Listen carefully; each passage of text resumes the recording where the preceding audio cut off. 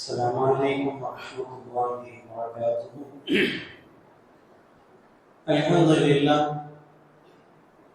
لله الذي هدانا لهذا نحمده ونستعينه ونستغفره ونؤمن به ونتوكل عليه ونعوذ بالله من شرور أنفسنا ومن سيئات أعمالنا.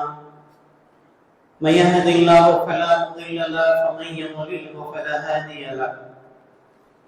أشهد أن لا إله إلا الله وحده لا شريك له وأشهد أن سيدنا ونبينا مولانا محمدا عبده ورسوله. أما بعد، قال الله تبارك وتعالى في محكم تنزيل وفي القرآن المجيد: بعد أعوذ بالله من الشيطان الرجيم بفضل بسم الله الرحمن الرحيم: والفجر وليال عشر والشفع والوتر صدق الله العلي العظيم. رب اشرح لي صدري ويسر لي أمري واحلل عقدة من لساني ويفقهوا قولي. ربي زدني علما وارزقني فهما. اللهم صل على سيدنا محمد طب القلوب دوائها وعافية الأبدان وشفائها ونور الأبصار وضيائها وعلى آله وصحبه وبارك وسلم عليه. புகழனைத்தும் அல்லாஹ் ஒருவனுக்கே உரித்தாகட்டுமாக. அவனுடைய ஸலாத்தும் ஸலாமும் கருணையும் ஈடேற்றமும் நமது நாயகம் நற்குணத்தின் நாயகம் நபிகள் பெருமானார் ரசூல் அக்ரம் தாஜ்தாரே மதீனா சர்வரே காயினா ஸல்லல்லாஹு அலைஹி வஸல்லம் அவர்கள் மீதும் அவர்களுடைய தோழர்கள், குடும்பத்தினர்கள், சஹாபாக்கள், தாபீன்கள், தபா தாபீன்கள், ஷுஹதாக்கள், அவுலியாக்கள், குறிப்பாக முஃமின்களான முஸ்லிம்களான நாம் அனைவர் மீதும் இன்றும் இனி என்றும் நின்று நிலவட்டுமாக. சங்கைக்குரிய அல்லாஹ்வின் நல்லடியார்களே, இஸ்லாமிய மாதங்களில் கடைசி மாதமான தில்ஹிஜ்ஜாவில் நாம் இருக்கிறோம். அதே மாதத்தில் தான் இஸ்லாமிய கடமைகளில் கடைசி கடமை என்று நாம் சொல்லிக் கொண்டிருக்கக்கூடிய ஹஜ்ஜுடைய கடமையும் நிறைவேற்றப்படுகிறது.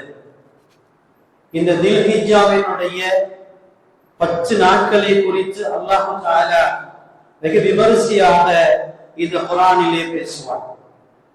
இந்த முதல் 10 நாட்களில் ஆற்றப்படும் நற்செயல்களுக்கு சிறப்பான பயன்கள் இருப்பதை போலவே இந்த 10 நாட்களில் நம்மிடமிருந்து எந்த குற்ற பதிவுகளும் ஏற்பட்டுவிடக் கூடாது என்பதில் மிகுந்த கவனம் இழைக்க வேண்டும். ஏனென்றால் நாம் அடிக்கடி பேசிய விஷயம், முஸ்லிம்கள் யாருமே நான் எனது என்று வாழ்வதில்லை, வாழவும் முடியாது. நாம் எங்களுக்கு என்று வாழ வேண்டும் என்றுதான் சொல்லப்பட்டிருக்கிறது. அப்படித்தான் வாழ முடியும். அந்த வகையில் முஸ்லிம்களாகிய இந்த உலகத்தில் இருக்கக்கூடிய உம்மத்தே முஹம்மதியா ஸல்லல்லாஹு அலைஹி வஸல்லம் அவர்களை இந்த தில்ஹிஜ்ஜாவில் 2 பிரிவாக நாம் பிரிக்கலாம். முதல் பிரிவினர் அல்லாஹ்வினுடைய வாக்கியத்தை பெற்று அவருடைய அழைப்பை ஏற்று அவருடைய சன்னிதானத்திற்கு சென்று தன்னுடைய உடல், பொருள், ஆவி அத்தனையும் தூக்கி எறிந்துவிட்டு சரணடைந்தோம் என்று லப்பைக் என்று அங்கே சுற்றி கொண்டிருக்கிறார்களே, அந்த பாக்கியசாலிகள் முதல் பிரிவு. இரண்டாவது பிரிவினர் அவர்களை தவிர உண்டான உலக முஸ்லிம்கள். இப்ப இந்த 2 பிரிவுக்கும் இடையில ஒரு தொடர்பு, ஒரு இணைப்பை அல்லாஹ் ஏற்படுத்தி இருக்கிறார். எப்படிப்பட்ட இணைப்பு? சென்றிருக்கக்கூடிய புனித பயணிகள் உலக முஸ்லிம்களுடைய எண்ணிக்கையில் எத்தனை சதவிகிதம் என்று தெரியவில்லை. எத்தனை சதவிகிதமாக இருந்தாலும் அவர்கள் இவர்களுக்காக துஆ செய்கிறார்கள். யார் வரலையோ, யாருக்கு ஹஜ்ஜு கிடைக்கலையோ, யார் ஊர்களில் இருக்கிறார்களோ அவர்களுக்காக வேண்டி அங்கே சுற்றி கொண்டிருப்பவர்கள் துஆ செய்கிறார்கள். அவர்கள் அல்லாத சாமானியர்கள், உலக முஸ்லிம்கள் எல்லோரும் அவர்களுக்காக துஆ செய்கிறார்கள். இது உள்ளத்தில் இடையே ஏற்பட்ட ஒரு உயர்ந்தோன் அல்லாஹ் தஆலா ஏற்படுத்தி வைத்திருக்கிற ஒரு மகத்துவமான இணைப்பு. இதுல காசு, பணம், சாதி, சனம் இதெல்லாம் பார்க்கிறது இல்லை. என்னை சார்ந்தவர்கள் ஹஜ்ஜுக்கு சென்றிருக்கிறார்கள். நாம கேள்விப்படுகிறோம், நம்ம ஊரை சேர்ந்தவர் இன்னார் மகன் இன்னார் ஹஜ்ஜுக்கு போகிறார். கேள்விப்பட்ட உடனேயே சொல்லிவிடுவோம், அல்லாஹ் அவருடைய பயணத்தை பாதுகாப்பாகட்டும், அவருடைய ஹஜ் அல்லாஹ் மபூரூர் ஆகட்டும், அவருடைய துஆக்களை அல்லாஹ் கபூல் செய்யட்டும் என்பதாக. அவர் யார் என்று தெரியாது, கருப்பா சிவப்பா என்று தெரியாது, அவருக்கும் நமக்கும் நட்போ பகையோ கிடையாது, எந்த விதமான தொடர்புகள் சம்பந்தங்கள் கிடையாது. ஆனால் கேள்விப்பட்ட உடனே சொல்லி விடுகிறோம், இன்னார் ஹஜ்ஜுக்கு போகிறார்கள், அல்லாஹ் தஆலா அவர் பயணத்தை பாதுகாப்பாக்கி தரட்டும், அவருடைய ஹஜ்ஜை அல்லாஹ் தஆலா மக்பூலாக மபூராக ஆக்கட்டும், அவருடைய துஆக்களை அல்லாஹ் கபூல் செய்யட்டும். ஏன் சொல்றோம் தெரியுமா? சுயநலம். ஏன் சுயநலம்? அவர் செய்யற துஆல எனக்கு பங்கு இருக்கு. அவர் தன்னுடைய காசு பணங்களை செலவழித்து, நேரங்காலங்களை எல்லாம் செலவழித்து, சிரமம் மேற்கொண்டு அங்கே சென்று அவர் அவ்வளவு சிரமப்பட்டு செய்கின்ற ஹஜ்ஜிலே தவாஃபிலே சுற்றி கொண்டிருக்கிறார். சுற்றி வருகிற நேரத்தில் ஒரு குறிப்பிட்ட இடத்திலே வந்த உடனே அங்கே சொல்லிக் கொடுக்கக்கூடிய முஅல்லிம்கள், வழிகாட்டிகள், ஹஜ்ஜுடைய ஆசிரியர்கள் சொல்வார்கள், காபாவின் பக்கம் திசை திருப்பி கைகளை உயர்த்தி அஸ்ஸலாமு அலைக்கும் சொல்லுங்க, ரப்பனா ஆத்தினா சொல்லுங்க சொல்லுங்க.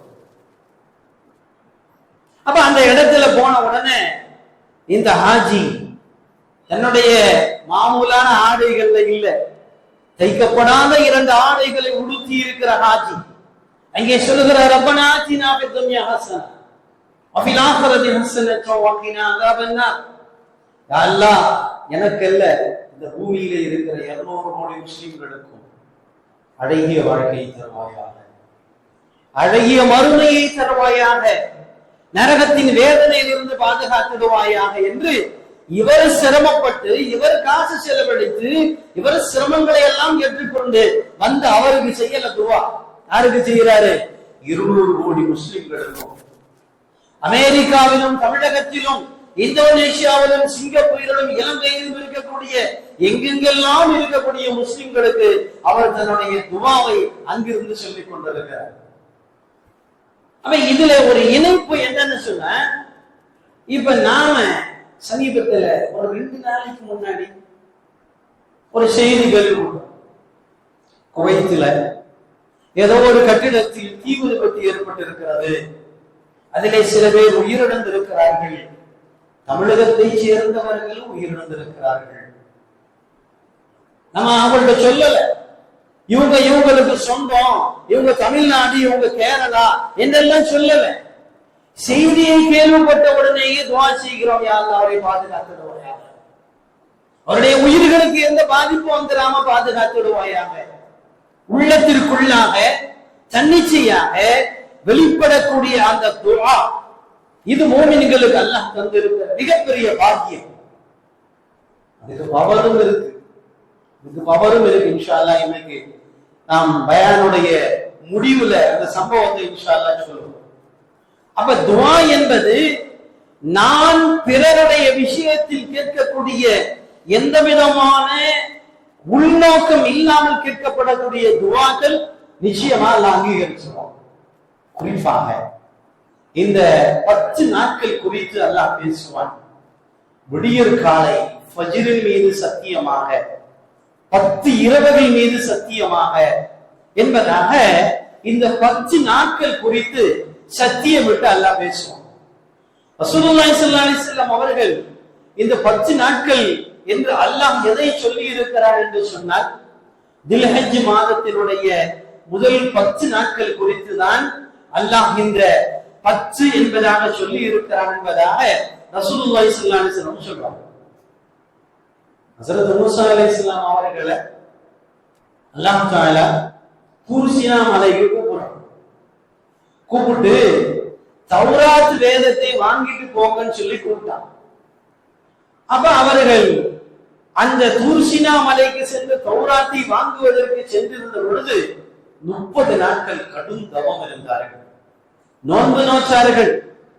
கடைசியாக அல்லாஹ் சொன்னான், இந்த 30ஓடு இன்னும் 10 சேர்த்துக்கங்க, இன்னும் 10 நாட்கள் நீங்கள் நோன்பிருங்கள் என்று சொன்னார். இன்னும் ஒரு 10 நாட்கள் நோன்பு இருந்தார்கள். 40வது நாள் அவர்களுக்கு தௌராத் வேதம் கொடுக்கப்பட்டது. திருக்குர்ஆனுடைய முஃபஸ்ஸிரீன்கள் சொல்கிறார்கள், அந்த 10 நாட்கள் எல்லாம் சேர சொன்னானே, அந்த 10 நாட்கள் அடிஷனலாக சேர்த்த நாட்கள் இந்த தில்ஹிஜ்ஜாவினுடைய முதல் 10 நாட்கள். அப்ப இந்த 10 நாட்கள் நீங்கள் நோன்பிருந்து தவம் இருந்து இந்த 30ஐ 40ஆக கம்ப்ளீட் பண்ணிட்டு தௌராத்தை வாங்கிட்டு போங்கன்னு சொல்லி சொன்னாங்க. ரசூலுல்லாஹி ஸல்லல்லாஹு அலைஹி வஸல்லம் அவர்கள் தில்ஹிஜ் மாதத்தில் எப்படி இருந்திருக்கிறார்கள் என்று பார்த்தால், மற்ற நாட்களை விட தில்ஹிஜ்ஜாவுடைய 10 நாட்களில் நற்செயல்கள் அதிகமாக செய்வார்கள், அதிகமாக நோன்பு இருப்பார்கள். சஹாபாக்கள் கேட்டாங்க, யா ரசூலுல்லாஹ், இந்த 10 நாட்களில் நீங்கள் எங்களை அதிகமாக அமல் செய்ய சொல்கிறீர்கள், அல்லாஹ்வின் பாதையில் ஜிஹாது செய்வதை விட இந்த தில்ஹிஜ் மாதத்துல என்ன செஞ்சா அமல் செஞ்சா நன்மை கிடைக்குமா என்று கேட்டார்கள். அப்பொழுது பெருமானார் ஸல்லல்லாஹு அலைஹி வஸல்லம் அவர்கள் சொன்னார்கள், வலல் ஜிஹாத ஃபீ ஸபீலில்லாஹ் இல்லா ரஜுலுன் خرج بنفسه وماله فلم يرجع من ذلك. அல்லாஹ்வின் பாதையில் அறப்போர் புரிவதை விடவும் தான் ஆயினும் உயிரோடும் பொருளோடும் அறப்போருக்கு புறப்பட்டு சென்று இரண்டில் எதையும் திரும்ப கொண்டு வராமல் இரண்டையுமே அர்ப்பணித்து விட்டு வருகிற மனிதரை தவிர.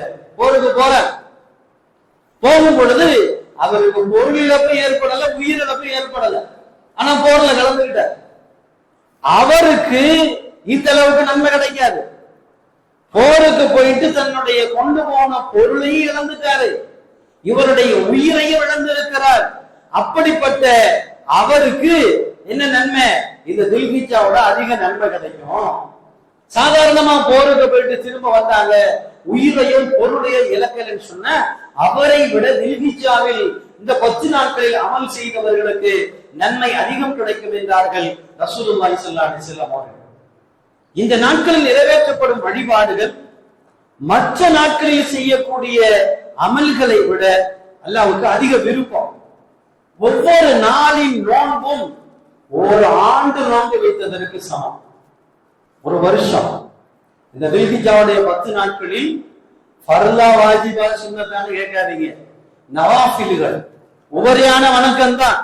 ஆனால் இந்த குறிப்பிட்ட நாட்களுடைய சிறப்புக்காக வேண்டி சொல்லப்படுகிறது, ஒரு நோன்பை இந்த தில்ஹிஜ்ஜாவுடைய 10 நாட்களில் நோற்றால் ஒரு ஆண்டு நோன்பு நோற்றுவதற்கு நிகராகும். ஒவ்வொரு இரவில் நின்று தொழுவதும் லைலத்துல் கத்ருடைய இரவில் நின்று தொழுத நன்மைகள் கிடைக்கும் என்றார்கள் நாயகம் ஸல்லல்லாஹு அலைஹி வஸல்லம் அவர்கள். தில்ஹிஜ் மாதத்தின் 10 நாட்களை விட அல்லாஹ்வுடைய மிகச் சிறப்பு வாய்ந்த நாட்கள் வேறு எதுவும் இருக்க முடியாது.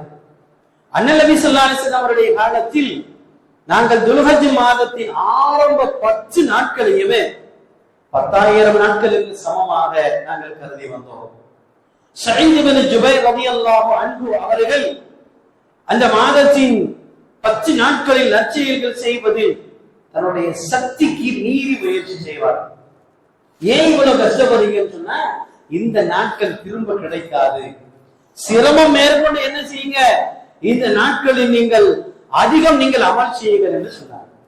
குறிப்பாக இந்த 10 நாட்களில் யார் கண்ணியப்படுத்துகிறார்களோ அல்லாஹ் தஆலா 10 தனி தன்மைகளை கொண்டு அவர்களை கண்ணியப்படுத்துகிறார்.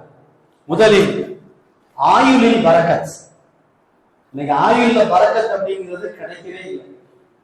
ஆயுள்ல பரக்கத் அப்படிங்கிறது இல்லவே இல்லை, சுருங்கிருச்சு ஆயுள்.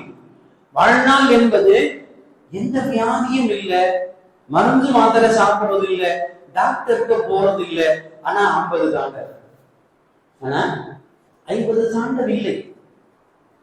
அதாவது குறைந்த வயதில் மரணங்கள் என்பது இன்றைய காலத்தில் மிகுந்த சர்வ சாதாரணமாக கண்களில் படுகிறது. தில்ஹிஜ்ஜாவுடைய 10 நாட்களை கண்ணியப்படுத்தவருக்கு ஆயுளில் பறக்கச் செய்யப்படும். முதல்ல. இரண்டாவது, நம்ம எல்லாரும் கேட்டுக்கிட்டு இருக்கிற பொருளாதாரத்தை பலப்படுத்துவான். நேற்று கோடீஸ்வரன், இன்னைக்கு பக்கீர் ஷாப் போயிட்டான். நேற்று கோடீஸ்வரன் எப்ப திவாலாமான்னு தெரியாது. நான் என்னையெல்லாம் கை நீட்டினா நமக்கு அவ்வளவு செல்வம் இருக்கிறது, சொத்து செல்வாக்கு இருக்கிறது, ஏவினால் வேலை செய்ய வேலைக்காரர்கள் இருக்கிறார்கள் என்றெல்லாம் நினைத்துக் கொண்டிருப்பவருடைய பொருளாதாரம் நிலைக்குமா என்பதில் எந்த விதமான உத்தரவாதம் இல்லை. இரண்டாவது வாக்குறுதி, பொருளாதாரத்தை அல்லாஹ் தஆலா பலப்படுத்துவான். மூன்றாவது, குடும்பத்தினரை அனைத்து சிரமங்களிலிருந்து பாதுகாப்பான். சொல்றீங்க, குடும்பத்துல ஒருத்தர் இல்லாட்டி ஒருத்தருக்கு ஏதாவது பண்ணதில்லை. 10 நாள் கூட எங்களுக்கு நிம்மதி இல்லை. ஒருத்தர் இல்லாட்டி ஒருத்தர் என்ன செய்யறோம்? மருத்துவமனைக்கு போய்கிட்டு இருக்கோம், படுத்துக்கிட்டு இருக்கிறோம். ஏதாவது ஒரு நோய் நம்பலம் எங்களை ஏதாவது மதித்துக் கொண்டே இருக்கிறது என்று சொல்கிறாங்க. குடும்பத்தினரை அனைத்து சிரமங்களில் இருந்து நல்ல பாதுகாப்பான். பாவங்கள் செய்தால் இந்த நாட்களில் நீங்க கண்ணியப்படுத்தினீங்கன்னு சொன்ன, நீங்க அடிக்கடி கேட்டுக்கொண்டிருக்கிற பாவம் பண்ணி சிறு பாவங்கள் தௌபா செஞ்சுக்கிட்டே இருக்கணும். அந்த நீங்கள் கேட்டுக்கொண்டிருக்கக்கூடிய பாவங்களுக்கு எல்லாம் இந்த குறிப்பிட்ட இந்த நல்ல நாட்களில் பாவங்களுக்கு மன்னிப்பு வழங்குவார். செய்யக்கூடிய நன்மைகளுக்கு பல மடங்கு நன்மைகளை அதிகமாக வழங்குவான். சக்கராத்துடைய வேதனை லேசாக்கப்படும். கபருடைய இருள் நீக்கி அங்கே ஒளி கிடைக்கும். நன்மை தீமைகள் எடை போடப்படும் தராசில் நன்மைகளுடைய தட்டு அதிகமாக கனமாக இருக்கும். சொர்க்கத்தின் அந்தஸ்துகளை அதிகப்படுத்துவான். இந்த இத்தனை விஷயங்களும் யாருக்கு கொடுக்கப்படும்? தில்ஹஜ் மாதத்தினுடைய அந்த 10 நாட்களை சங்கை செய்தவர்களுக்கு கொடுக்கப்படும். சுஃபியான் அல்-தௌரி மிகப்பெரிய அவுலியா. அவங்க என்ன செஞ்சாங்க? தில்ஹஜ் மாதத்தினுடைய ஒரு நாள் இரவு பசரா நகரத்தில் இருக்கிற முஸ்லிம்கள் அடக்கம் செய்யப்பட்டிருக்கிற கபருக்கு போனாங்க. கபருக்கு போகலாமா? கபருக்கு எல்லாம் போகலாமா? பெரிய அவுலியாங்க. அது சுஃபியான் அல்-தௌரி நம்மளை விட 1000 மடங்கு அல்லாஹ்விற்கு நெருக்கமானவர்கள். 1000 மாணவர்களுக்கு ஞான தீட்சை கொடுத்து அவர்களை முரீதுகளாக்கியவர்கள். அப்படிப்பட்ட சுஃபியான் அல்-தௌரி பஸ்ராவுடைய டவுன்ல இருக்கிற கபருக்கு ஒரு நாள் இந்த தில்ஹிஜ்ஜாவுடைய இரவு நேரத்துல போனான் ஜியாரத் செய்து. அங்கே அவர்கள் ஜியாரத் செய்து கொண்டிருக்கும் பொழுது ஒரே ஒரு கபர்ல இருந்து அதிகமான வெளிச்சம். அவங்களே சொல்றாங்க, நான் ஜியாரத் செய்து கொண்டிருந்தேன். கபர் ராத்திரில பொதுவாக கபர் எப்படி இருக்கும்? சில வீட்டுல கரண்ட் போச்சுன்னு சொன்னா சொல்லுவோம், இருட்டா இருந்துச்சு சொன்னா என்ன வீடு மயத்தாங்கிற மாதிரி இருக்குன்னு சொல்லுவோம். மயத்தாங்கிற அப்படித்தான் இருக்கும். மயத்தாங்கிற யாரும் வெளிச்சமா வைக்கிறது இல்லை.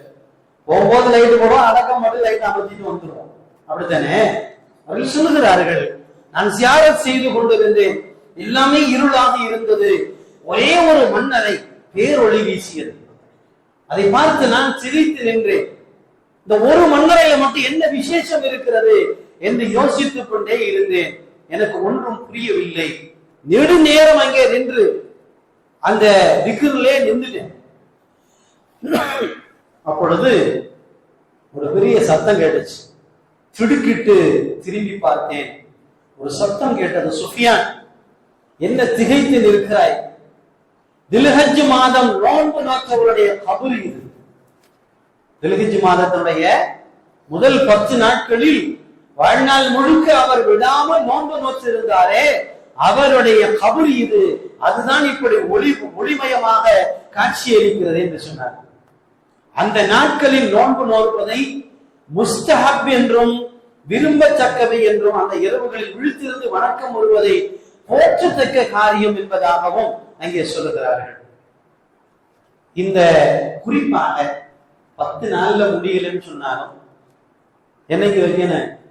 பெருநாளைக்கு முந்தியலாம். அரசாவுடைய நாள் இருக்கிறதே, அது இந்த உம்மத்திற்கு கிடைத்திருக்கிற மிகப்பெரிய பாக்கியத்திற்குரிய நாள். அரசாவுடைய நாள் விஷயத்தில் மிகுந்த நபிமொழிகள் வந்திருக்கிறது. எம்பெருமானார் ஸல்லல்லாஹு அலைஹி வஸல்லம் அவர்கள் இஸ்லாத்திற்கு எதிராக இருக்கக்கூடிய காபிர்களை சந்தித்த ரமலான் 17 பதிரு போரிலே சஜிதாவிலே கடந்து அழுது கொண்டிருக்கிறார்கள். யா அல்லாஹ், உன்னை வணங்கக்கூடியவர்கள் வெறும் 313 பேர் இருக்கிறார்கள். இந்த மார்க்கத்திற்கு எதிராக 1000 பேர் இருக்கிறார்கள். இங்கே எந்த ஆயுதங்களும் இல்லை, பலசாலிகள் இல்லை, வறுமையில் இருக்கக்கூடிய வக்கத்த ஏழை சஹாபாக்கள் இருக்கிறார்கள். அங்கே வீர தீரர்கள் ஆயுதங்களோடு காத்திருக்கிறார்கள். யா அல்லாஹ், இந்த 313 பேர் உன்னுடைய மார்க்கத்தை காப்பாற்றுகின்ற விஷயத்தில் உயிர் நீத்து போனால் இந்த உலகத்தில் உன்னை வணங்குவதற்கு யாருமே இருக்க மாட்டார்கள். இவர்களுக்கு வெற்றியை கொடுப்பாயாக என்று அழுது துஆ செய்த அந்த பத்ருடைய நாளில் இவர்களுடைய அழுகையை பார்த்து அல்லாஹ் வாக்கு கொடுத்தான், நபியே கவலைப்படாதீர்கள், உங்கள் உம்மத்தை நான் அழிவில் ஆக்க மாட்டேன். அன்றைக்கு ஷைத்தான் அழுதான். எப்படி அழுதான் தெரியுமா? ரசூலுல்லாஹ்வுடைய துஆ முழு உம்மத்துக்கு பெரிய அழிவு வராது என்று சொன்னதை கேட்டு தலையில் மண்ணள்ளி கண்டு போட்டு அழுத ஷைத்தான் பத்ருடைய போருக்கு அடுத்ததாக அழுத நாள் எதுன்னு சொன்னா அரபாவுடைய நாள். ஹஜ் பெருநாளைக்கு முதல்ல ஹாஜிகள் எல்லாம் மினாவில் அங்கே தங்கி தங்களுடைய பிறப்பு முதல் இன்று வரைக்கும் செய்த பாவங்களுக்கு கதறி கதறி அழுவார்களே, அந்த அரபாவுடைய நாளில் ஷைத்தான் ஆகிறவன் தலையில் மண்ணள்ளி போட்டு கொண்டு அழுவான். கேட்பாங்க, ஏப்பா இப்படி அழுவுற, உனக்கு விஷயம் தெரியாது. இன்றைக்கு எத்தனை பேருடைய பாவங்கள் மன்னிக்கப்படுவது தெரியுமா?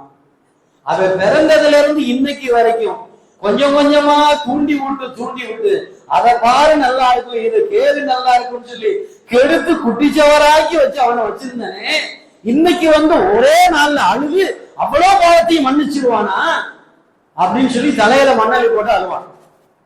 அப்படிப்பட்ட மகத்துவத்திற்குரிய அரபாவுடைய நாள். மீண்டும் அதைத்தான் சொல்லுகிறேன், அங்கே ஹாஜிகள் கிட்டத்தட்ட 60 லட்சத்திற்கும் மேலே 1 கோடிக்கும் இருக்க அவர்கள் அங்கே அழுகிறார்கள். யா அல்லாஹ், உம்மத்துடைய பாவத்தை மன்னிச்சுவாயா. எந்த ஹாஜியும் எனக்குன்னு கேட்க மாட்டாங்க, எந்த ஹாஜியும் ஏன் பாவத்தை மன்னிச்சுன்னு கேட்க மாட்டாங்க. கேட்டா அவர் உண்மை மூமினால இருக்க முடியாது. உம்மத்துடைய பாவத்தை மன்னிச்சுன்னு கேட்கிறாங்க. அதே நேரத்துல ஹாஜி அல்லாத மற்றவர்கள் நமக்கு அந்த அரபாவுடைய நாள் அன்று நோன்பு நோக்க வேண்டும் என்று சொல்லப்பட்டிருக்கிறது. அந்த நாளில் நோன்பு நோற்பதனால் ரசூலுல்லாஹி ஸல்லல்லாஹு அலைஹி வஸல்லம் சொன்னாங்க, 1 வருடத்தினுடைய பாவங்கள் மன்னிக்கப்படும் என்று சொல்கிறார்.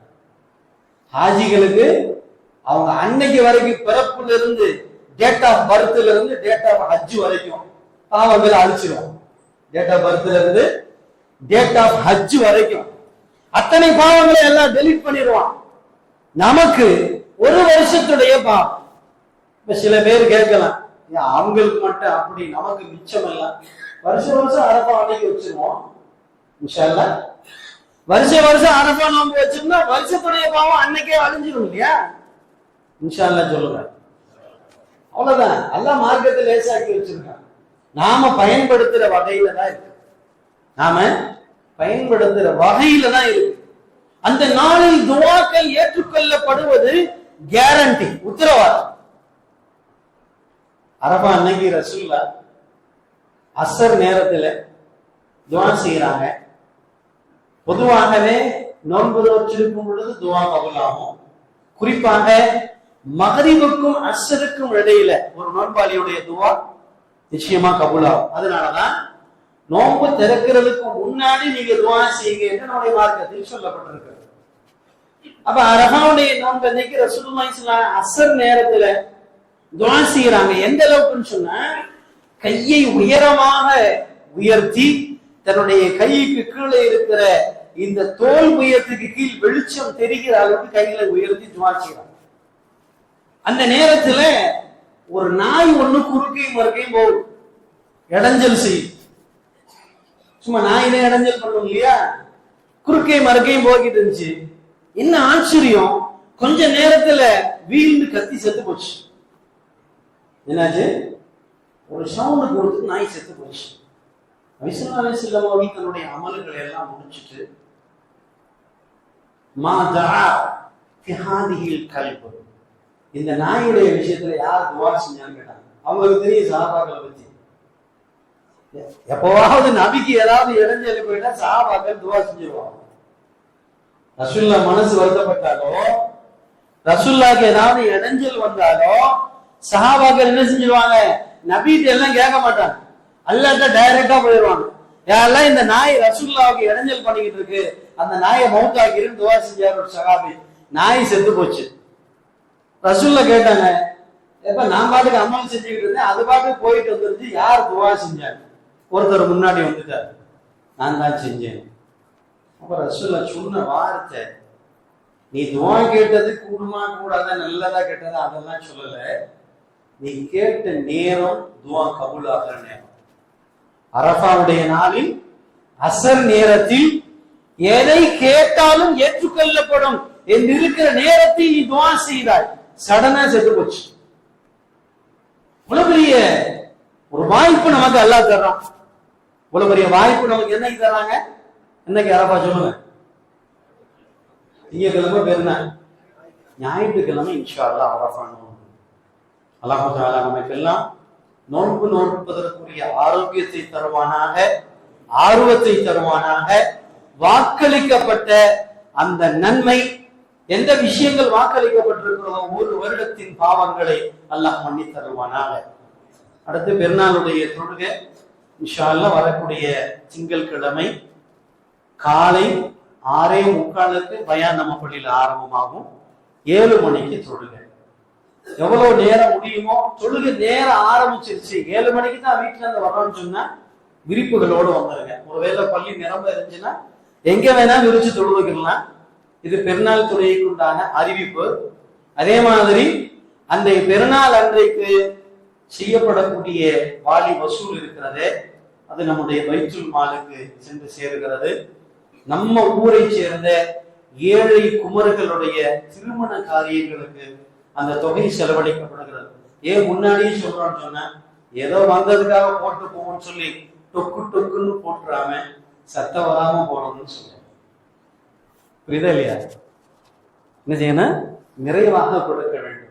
எல்லா குமர்களையும் அல்லாஹ் தஆலா நிறைவாக நிறைவேற்ற வேண்டும் என்ற எண்ணத்தில் அமல் செய்வோம். அல்லாஹ் தஆலா தில்ஹிஜ்ஜா மாதத்தினுடைய எல்லா நல்ல அமல்களையும் நம்மிடமிருந்து கபூல் செய்தருவானாக. இந்த நல்ல நாளில் நமக்காக வேண்டி செய்யக்கூடிய ஹாஜிகளின் துஆக்களையும் அல்லாஹ் அங்கீகரிப்பானாக. அவர்களுக்காக நாம் செய்யக்கூடிய துஆக்களையும் அல்லாஹ் அங்கீகரித்தருவானாக. அஸ்ஸலாமு